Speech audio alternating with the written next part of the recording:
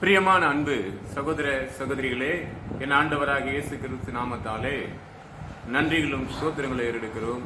கர்த்தர் உங்களை மேலும் மேலும் ஆசீர்வதித்து பெருக செய்வார் என்று நான் விசுவாசிக்கிறேன். இரவு செய்திகள் எடுத்தேன். கடந்த 19ஆம் தேதிக்கு பிற்பாடு உங்களுக்கு தேவ செய்திகளை அனுப்ப தாமதம். ஏதோ ஒரு சூழ்நிலை தடைகள், ஏதோ ஒரு ஒரு உறக்கத்துக்காக தடைகள், இப்படி தான் ஏற்பட்டு கடந்து போய் இரவு தான் நான் இரவு முழுவதும் பிரயாசப்பட்டேன். ஒன்றுமே அது திருப்தி அடையவில்லை. அப்போ அங்கங்கே ஒரு தப்பு நடக்குது. அதை தடை பண்ணி க்ளோஸ் பண்ணி போகிறேன். கத்தில் செல்ஃபோன்லேயே கொஞ்சம் சின்ன ஃபால்ட் வந்துச்சு. என் ஆண்டவர் அற்புதமான தேவன் இந்த நேரத்தை இந்த காலவேளையில் உங்களோடு பகிர்ந்து கொள்ளக்கூடியதாக செய்தியில் அனுப்பும்படி தேவனத்தில் வேண்டிக் கொண்டபடி ஒரு செய்தியை கேட்போம். கர்த்தர் உங்களை ஆசீர்வதிப்பாராக. 1 பேதுரு புத்தகத்தில் 5ஆம் அதிகாரம் 7ஆம் வசனத்தை 6-7 வாசிக்கிறேன், கேளுங்க. உங்களிடத்தில் இருபுறம் கருத்து பட்டயம் இருந்தால் நீங்களும் எடுத்து வாசிங்க, நிம்மதி பெறுவீர்கள். வாசிப்போமா? வாசிக்கிறேன், கேளுங்க. ஆகையால் ஏற்ற காலத்தில் தேவன் உயர்த்தம்படிக்கு அவருடைய பலத்த கையில் அடங்கிருங்கன்றார். ஃபர்ஸ்ட் நம்மளை உயர்த்தணும் என்று சொன்னால் அடங்கணும். தேவனுக்கு முன்பாக தன்னை அர்ப்பணிப்பவர்களாக நம்முடைய ஆவி ஆத்மா சரீரத்தை உலக சிற்றின்பத்துக்கு சாய்ந்து விடாதபடி தேவனை சார்ந்திருந்து தேவனத்தில் அடங்கியிருந்தால் நம்மளை ஏற்ற காலத்துல நிச்சயமாக உயர்த்துவார். 2வது பார்க்கிற மாதிரி 7வது வாசம் ரொம்ப நல்லா இருக்கும். இது அவர் உங்களை விசாரிக்கிறபடினால் உங்கள் கவலைகள் எல்லாம் அவரின் மேல் வைத்து விடுங்கள்.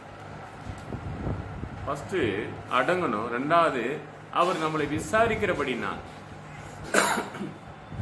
நம்மளை விசாரிக்கிறார் இல்லை, யாரும் விசாரிப்பாங்க. இன்னைக்கு நம்மளை ஒரு இடத்துல நிற்கிறேன் என்று சொன்னால் ஒரு சிலர் நம்மளை விசாரிப்பாங்க. எப்படி விசாரிப்பாங்கன்னா,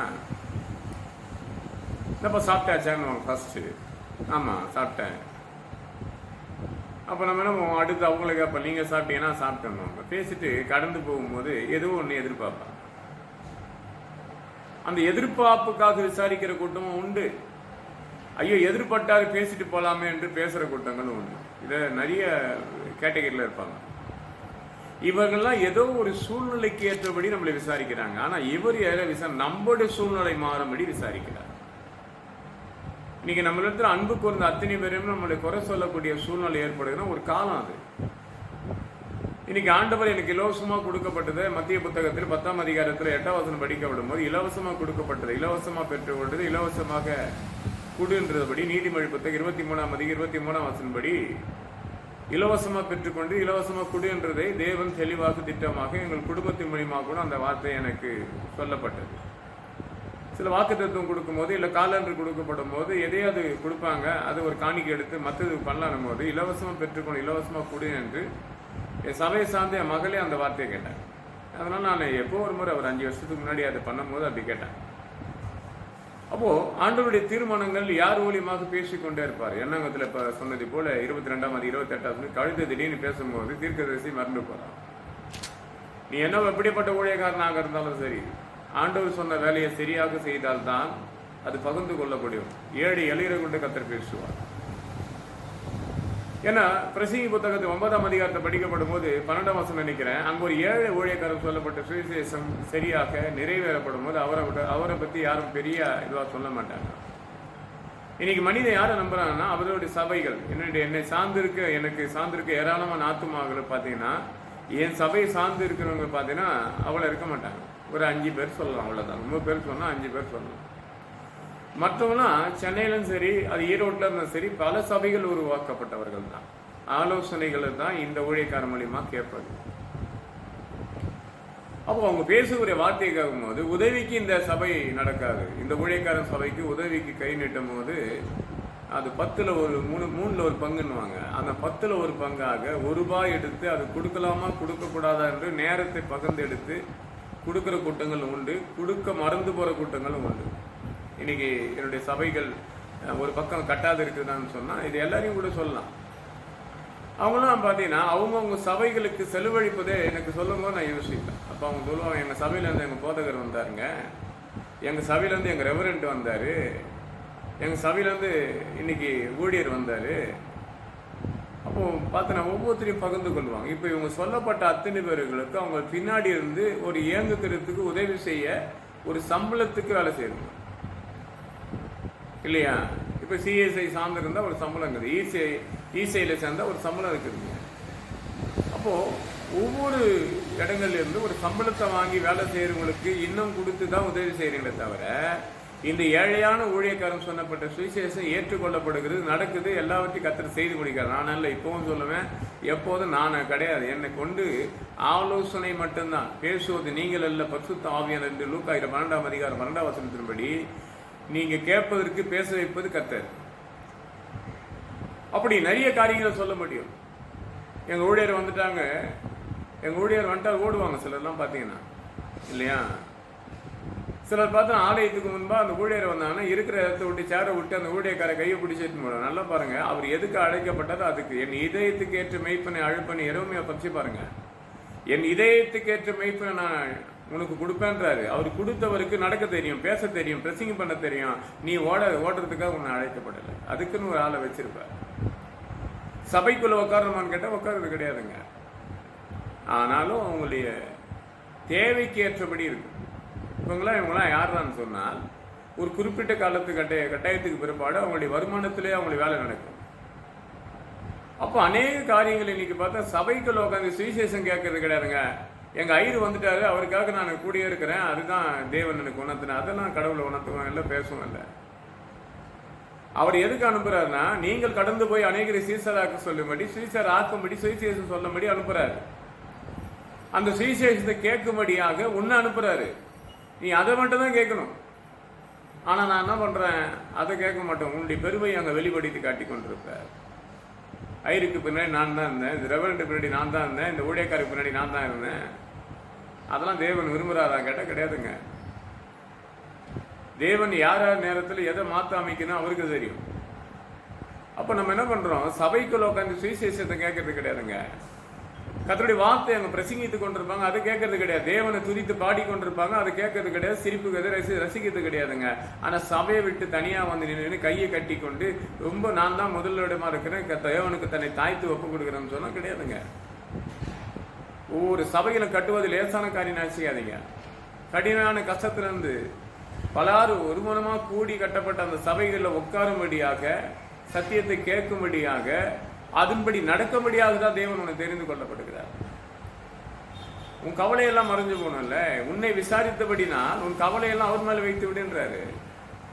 ஒரு விசாரிக்கணும், உயர்ந்த இடத்துக்கு நீ போகணும் என்று சொன்னால், அவர் சொன்ன வார்த்தைக்கு நீ கட்டுப்பாட்டுக்குள்ள கடந்து போனால் உன்னை கருத்து நிச்சயமா உயர்த்துவா.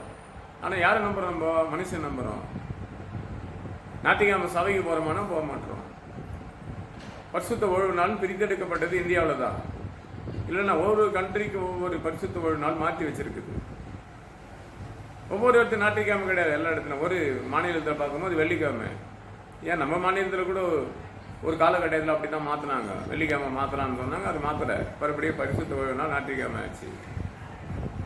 இப்படி மாற்றப்பட்டதெல்லாம் தேவன் மாற்றாதபடி தன் இதயத்துக்கு ஏற்றபடி வைத்துக் கொண்டிருந்தாலும் சபைக்குள்ள வரீங்களான்னு கேட்டால் வர்றது கிடையாது. அன்னைக்கு தான் உங்களுக்கு பலவீனம், அன்னைக்கு தான் பாடு, அன்னைக்கு தான் உபத்திரம். அது பண்ணாதீங்க, அது செய்யாதீங்க. ஆனால் நீங்கள் சபைக்கு போக மாட்டீங்க, சபைக்கு போனாலும் சத்தியத்தை கேட்க மாட்டீங்க. வர ஊழியக்காருக்கோ இல்லை சபைக்குள்ள என்ன பிரச்சனை இருக்குதோ அதை பேச தான் போயிருப்பீங்க. அங்கே பேச உங்களை தேவன் அனுப்ப அது காலத்துக்கு நேர்த்தியாக எதை செய்யணும் கர்த்தருக்கு தெரியும். சபைக்கு வெளியே மட்டும் நிற்காதீங்க, தயவுசெய்து சொல்கிறேன். இனி வர காலம் கடைசி காலம், என்ன நடக்கும் தெரியாது. மத்திய 24ஆம் அதிகாரம் 7ஆம் வசனப்படி என்ன படிச்சு பாருங்க. இன்னைக்கு இந்தியாவில் நடந்திருக்கு. இன்னைக்கு செய்தி பிரசங்கித்து கொண்டு இந்த நேரத்தில் என்ன இன்னைக்கு செய்தியை பாருங்க. எந்த நாட்டுக்கு என்ன பிரச்சனைன்றது இப்போதான் பார்க்குறீங்க. ஆல்ரெடி இப்போ 20 ஆண்டுகளுக்கு முன்பாக வேதத்தில் எழுதியிருக்குது, ஒரு தேசத்துக்கு மறு தேசத்துக்கு பகை உண்டாகும் என்று சொல்லி. எரேமியா 51ஆம் அதிகாரம் 46ஆம் வசனம் போது, நீ உதயம் துவண்டு போக வேண்டாம், இந்த வருஷத்துக்கு ஒரு செய்தி, அடுத்த ஒரு செய்தி வந்து கொண்டு ஆளுக மேல் ஆளுக வந்து கொண்டே இருப்பான்ன்றாரு. இதெல்லாம் நடந்து கொண்டே இருக்கும், அதை பார்க்காத, நீ சத்தியத்தை மட்டும் கேளுன்றாரு. சுவிசேஷம் சொல்ல ஆளு கிடையாதுங்க. இன்னைக்கு எத்தனை பிரச்சனை ஊழியக்காரர்களை கொடுத்து அது ஒரு கூட்டமாக உட்காந்து பேசி கொண்டிருக்கிறான். ஒரு ஊழியக்காரர் பேசுறாரு பாருங்க. எனக்கு ரொம்ப பிரியமானவர் அந்த பத்மன்ஸ் ஐயா தான். ஏன் அவர் ஆடலையான்னு கேட்குறாரு. அவர் என்ன ஆடினார்? ஆடுவான்ட்டாருங்க. ஒரு தாத்தா தன் பேரங்கிட்ட ஆடி காட்டுவது போல ஆடிக்கொண்டிருப்பார். மற்றவங்க ஆடுற ஆட்டெல்லாம் ஆட தெரியாது அவருக்கு. நல்லா பாருங்க அவருடைய டான்ஸை. ஒரு பேர பிள்ளைக்கு தன் தாத்தா தன் தடுமாறி ஆடுகிற ஆட்டத்தை ஆடிக்கொண்டிருப்பதை போட்டு அவரவர் என்ன பண்றாங்க இந்த கூட்டத்துக்கு? அவர் அதுல சம்மந்தமே கிடையாது. இன்னைக்கு உலகத்துல அத்தனை பிரச்சனை காரணம் சத்தியை விட்டு விலகி தன்னை உயர்த்தப்படும் போது தன்னுக்கு தானே உயர்த்துக்குவாங்க. உயர்த்தப்படும் போது எப்படி நீ உயர்ந்து போனியோ அவமானமா அவங்க தான் அனுபவிச்சு போனோம். அது யாரும் முன்வழிக்க கூடாது. இதுக்கு எத்தனையோ ஊழியக்காரர் இருந்து இது இப்படி நடந்தாலும் இது சரியா தப்பா நியாயத்து இருக்கு நீ ஆள் கிடையாது. உனக்கு சுவிசேஷம் மட்டும் தான். நீ எவ்வளவு பெரிய ஊழியக்காரா இருந்தாலும் சரி, உனக்கு அறிவிக்க சொன்னது அறிவித்து கொண்டே இரு. முடிஞ்சா அவருக்காக பாதிக்கப்பட்டவருக்காக நீ முழங்கால் போட்டு உங்க சபையால் ஜெபம் பண்ணுங்க. அது ஒருவருக்கு தெரியக்கூடாது. அதை கூட எடுத்து நம்ம படம் பிடிச்சி காட்டக்கூடாது.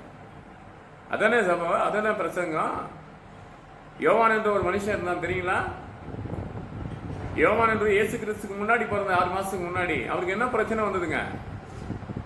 இப்போ யோசிச்சு பாருங்க. நிறைய பைபிள் படிக்கிறவங்க தான் எல்லாம் பயங்கரமானவங்க. நான் 2ஆம் கிளாஸ் தான் படிக்கலாத கழுதைகள் தான். எத்தனை அனுபவத்தை இந்த உலகத்தை பார்த்து கொண்டிருக்கோம். அவர் மரணத்துக்கு ஏதாக அர்ப்பணிக்கும் போது இயேசு கிறிஸ்து அதுக்காக எதிர்ப்பாக எல்லாம் தெரியும். இயேசு கிறிஸ்தால் நினைச்சானா எல்லாம் முடியும். அது நேரிடும் போது அது போல அடுத்த ஊழியத்துக்கு போய்கொண்டே இருந்தார். பக்கத்துல ஆந்திரா மாநிலத்துல ஒரு போதகர் பார்த்தா மரித்து போனால் கொடுத்து பெருங்கூட்டம் பெருகுச்சு. அதுக்காக ஒரு கவலைப்பட்டு ஜெபித்திருக்கீங்களா? இல்ல அதை பத்தி ஏதாவது போட்டிருக்கீங்களா? கிடையாதுங்க. ஒரு குறிப்பிட்ட மனிதருக்கு தன்னுக்கு தானா தெரிஞ்ச மனிதர்களுக்கு உதவி செய்து தெரிஞ்சு கொண்டிருக்கேன். உலகம் முழுவதும் நமக்குரியது. உலகம் நமக்குரியது. இந்த உலகத்தில் தேவன் நம்மளை அனுப்பப்பட்ட காரியத்துக்கு என்னங்க அனுப்பப்பட்ட அந்த சுவிசேஷ தெளிவாக திட்டமா செய்யுங்க. தவறுகள் வரலாங்க. நிறைய பேர் பேசுவாங்க, அது அவங்களுடைய வேலை. நான்லாம் ஆரம்ப காலத்துல இந்த ஊழியங்கள் இல்லையா, சில காலத்துக்கு அந்த ஊழியம் வந்து தளர்ந்து போச்சு. எப்படி தளர்ந்து போச்சுன்னா, எனக்கு கொடுத்த ஊழியம் என்ன மருத்துவமனை ஊழியம் இல்லையா, ஜிஹெச் ஸ்டான்லியோ கேஎம்சியோ இல்லை தாமத்தில் இருக்கிற டிபி ஹாஸ்பிட்டலோ இல்லை சிட்டியில் உள்ள இருக்கிற டிபி ஹாஸ்பிட்டல் ஏதோ ஒரு ஹாஸ்பிட்டலில் கண்டிப்பாக சுவிசேஷம் அறிவித்து கொண்டு இருக்கிற வேலை தான் என் வேலை. இதை விட்டு வேற ஊழியத்துக்கு நான் ஆண்டவர்கிட்ட கேட்டு பெற்று கொண்டது. பாவப்பட்ட ஸ்திரீகளை சந்தித்து சுவிசேஷம் அறிவித்து மனம் திரும்பும்படி என்று கேட்டுக்கொண்டேன். எதிர்பாராத நான் அங்கிருந்து திருவள்ளூர் மாவட்டத்துக்குள் நுழைஞ்சேன். பல ஊழியங்கள் பல தடைகள், அதை நம்ம குற்றச்சாட்டு போகும்போது. ஆனால் கடந்த ஆண்டு 2024ஆம் ஆண்டுல 9ஆம் மாசத்துல தேவன் திட்டமாக ஒரு வெளிப்பாடு கொடுக்கிறாரு. அந்த வெளிப்பாடு கொடுத்த பிறகு சொல்லலாமா கேட்கலாமா என்று நினைத்து கொண்டு போகும்போது அது வெளிப்பாடு கொடுத்தபடி அங்க நடந்திருக்கிற விஷயத்தை ஒரு மூலியமாக எனக்கு அறிவிக்கப்படுகிறது. அப்ப அந்த ஊழியம் எப்படி கலைஞ்சது? ஒருவரை கொண்டு கலைஞ்சது. இப்ப நான் அவங்களை குற்றப்படுத்த முடியாது. ஆண்டவர் சொல்லிக் கொண்டே இருந்தார் பல தடவை, எனக்கு தெரியாது. அப்போ கடினமாக விஷயத்தை எனக்கு வெளிப்படுத்தும் நானே அதை விட்டு விலகி வரக்கூடிய சூழ்நிலை ஏற்படுத்திக்கணும். அப்போ திட்டமா மனுஷன் பேச ஆரம்பிக்கிறான். ஒவ்வொரு இடத்துல இந்த ஊழியக்காரர் கொடுத்து போறான். என் ஊழியக்காரங்க, எங்க போதகர், எங்க ஐயர் வந்திருக்கிறாரு அப்படின்னும் போது இத்தனை பேரும் என்னிடம் இருக்கப்படும் போது எந்த ஐயரும் தெரியாது, எந்த போதகம் தெரியாது. எனக்கு தெரிஞ்ச ஆத்மா தெரியும். அந்த ஆத்மாவுக்கு ஆலோசனை கொடுக்க முடியும். அந்த ஆலோசனைப்படி கத்திரிடத்துல வேண்டிக் கொள்வேன். கத்திர அதை செய்து முடிப்பார். நான் செய்தது ஒண்ணுமே கிடையாதுங்க. கேளுங்கள் அப்போது கொடுக்கப்படும். அவங்க கேட்டாங்க, அதை நான் திருப்பி தேவனத்தை கேட்டேன். அவர் கொடுத்தாரு, அதை அவங்க சாட்சியார் சொன்னாங்க. அதை கேட்டு சந்தோஷப்பட்டு எனக்கு கடந்து போனேன். இதுதான் என் ஊழியம். அவ பார்த்தீங்கன்னா வறுமை வந்தாலும் போராட்டங்கள் இருந்த ஊழியம் எதுக்காக மற்ற இடத்துல நம்ம பேசி பகிர்ந்து கொண்டோம். அந்த பேசுறதுனால வந்த பிரச்சனை என்னென்ன நடந்தது என்றது கொடுத்து அவங்க என்ன நினைக்கப்பட்டாங்க, எதை பேச ஆரம்பிச்சாங்கன்னும் போது நம்ம விலகக்கூடிய ஒரு சூழ்நிலை கற்றுக் கொடுத்துட்டேன். அப்போ ஸ்டெப்பாக விலைக்கு வரும்போது அது குறிப்பிட்ட காலத்தில் 2025ஆம் ஆண்டு நினைத்தபடி நடக்குது. அப்படியே அது சூழ்நிலை ஏற்படும் போது விருத்தமாக அதோட வேரோடு விட்டு ஒதுங்குற சூழ்நிலை தேவன் ஏற்படுத்தி கொடுப்பார். ஏங்க பணத்துக்காக ஊழியம் செய்யறவங்க கிடையாது. நான் பசி எடுத்தா பசிக்குதுன்னு சொல்லுவேன். அதுதான் நான் செஞ்சு தப்பேன். பசி எடுத்தா கூட பசி எடுக்குதுன்னு கத்திரிடத்துல சொல்லியிருக்கணும். அது மனிதத்துல சொல்லும் போது வறுமை வரும்போது மனிதன் பக்கத்துல இருக்கிற மனிதன் தானே சொல்லி பார்க்கலாமே, உதவி செஞ்சாரு. இப்ப இந்த ஊழியத்துக்கு போகணும்னு தான் நினைச்சேன். எனக்கு சுயநலத்துக்காக எதுவும் பேச மாட்டேன். இப்போ மனிதனுடைய வாழ்க்கையில என்னென்ன நடக்குதுன்னு தேவன் எல்லாத்தையும் ஆராய்ந்து பார்த்து கொண்டிருக்கிறார். விசுவாசோட ஜபத்துல எதை கடை அதை செய்வார். மத்திய புத்தகம் 21ஆம் 22ஆம் படிச்சீங்கன்னா, நீ விசுவாசத்தோடு இருக்கியா, ஜபத்துல கேளு, நீ அதை பெற்றுக்கொள்ளுவா. ஜபத்துல கேட்கணும் இல்லையா? நம்ம எதுவும் கேட்கறதே கிடையாதுங்க. வறுமை வந்தா நம்ம யாருக்கு மனிதனிடத்தை சொல்றோம். அப்போ மனிதனுக்கு ஒரு குறிப்பிட்ட காலத்துக்கு பிற்பாடு ஒரு காரியத்தை சொல்லுவாங்க. அந்த காரியத்துக்கு பிற்பாடு நம்மளை குறை சொல்லுவாங்க. நான் இப்படி செய்த அந்த மனிதனுக்காக. இப்ப நான் சொன்னது கூட ஒரு சிலருக்கு சொல்லிக்காட்டுறது போல இருக்கும். அதான உண்மை. இது சொல்லி காட்டுவது கிடையாது.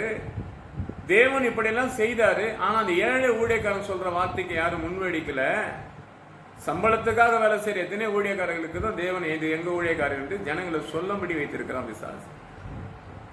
அது ஐயரா இருக்கலாம். ஒரு காலத்துல நம்ம ஆயிரங்களை திட்டுவோம், ஒரு காலத்துல ஊழியரை திட்டுவோம், ஒரு காலத்துல யாரெல்லாம் பிடிக்கல அவங்கெல்லாம் திட்டிக் கொண்டே இருப்போம் இல்லையா? அப்போ ஒரு காலத்துல என்ன பண்றோம், அவங்கள வேணுன்றதுக்கு எடுத்துக்கொள்ளுகிறோம். அப்போ மனிதனுடைய இதயத்தை தேவைக்கேற்றபடி தன்னை அமைச்சு கொள்ளுகிறான். ஆனா கடவுள் அப்படி கிடையாதுங்க. எல்லா நேரத்துல ஒரே மாதிரி இருக்காது. தன் பிள்ளைகள் தவறு செஞ்சாலும் லூக்கா 23:34 ரொம்ப அழகா சொன்னார் இல்லையா? தேவரே அவர் செய்வது என்ன என்று தெரியவில்லை என்று சொன்னார். முதல் வார்த்தையை தானே கேட்டீங்க, இவங்களை மன்னிய என்று கேட்டார். அதுதாங்க எனக்குள்ளது. நீங்க பேசினா திருப்பி பேசப்பட்ட மன கஷ்டங்கள் வரும். விலைக்கு போலாம் என்று விலைக்காச்சு. விலைக்கு அடுத்தடுத்து குடித்து போயிருப்பாங்க. சவுல் பவுலாக்கலாம். அந்த பவுல் என்ன பண்ண தெரியுங்களா? போகமிடமெல்லாம் கர்த்தருடைய நாமம் மகிமைப்படுத்து. கர்த்தர் கிரியை செய்து கொண்டே இருந்தாரு. அப்போ யாரிடத்துல அவர் வறுமையை தேடி கேட்கவில்லை, கையிட்டு தன் வேலையை செய்தார். நல்லா பாருங்க நீங்க மத்திய அப்போஸ்தலர் 20ஆம் அதிகாரத்துல 34 போது அவர் கையினால் வேலை செஞ்சு என்னோட இருந்தவர்களும் சேர்த்து சாப்பிட்றாங்க.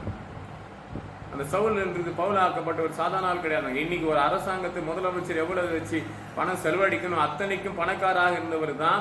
இயேசு உள்ள வந்து நுழைந்ததுமே அதெல்லாம் ஒதுலி விட்டு இயேசுக்காக போயிட்டார்.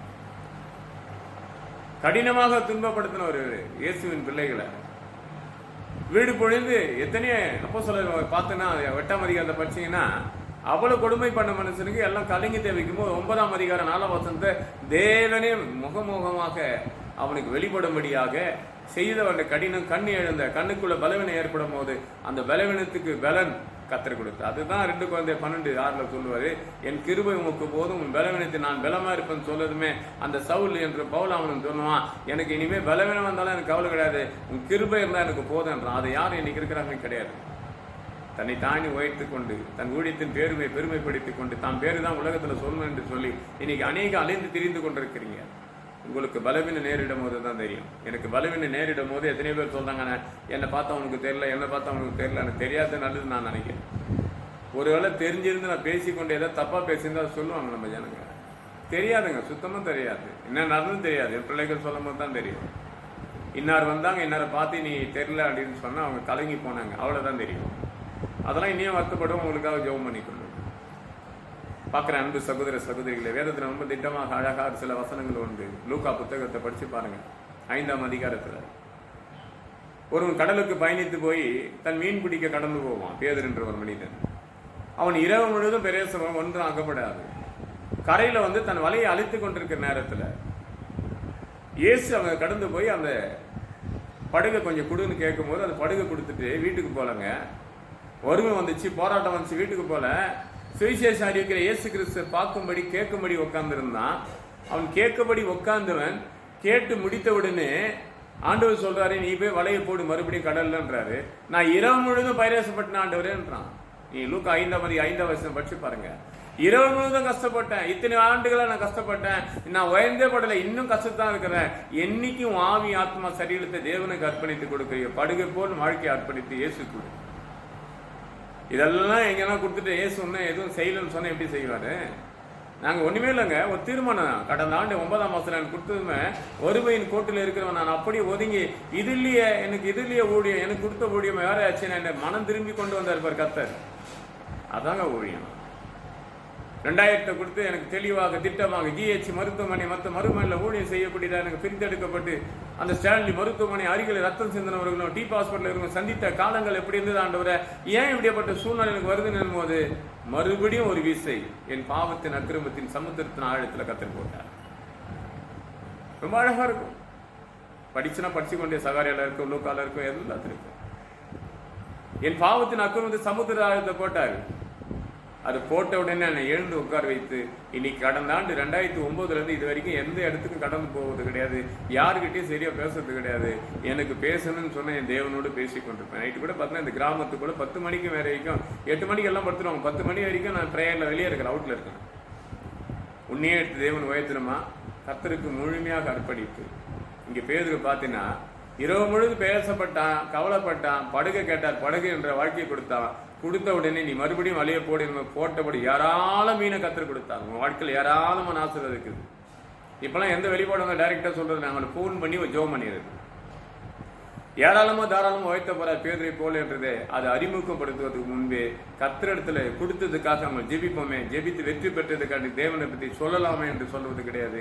கர்த்தர் உங்களை உயர்த்திருக்கிறார் என்றதை மட்டும் சொல்லிட்டு நான் போனை கட் பண்றது. இன்னைக்கு நீங்க பாக்குற உங்களுக்கும் சொல்றாரு, இதை கேட்டு எல்லா விஷயத்தை விட்டு விலகி பேதுரை போல் திரும்புங்க, கர்த்தர் உங்களை உயர்த்து மகிழ்ந்து களிப்புரை செய்வார்.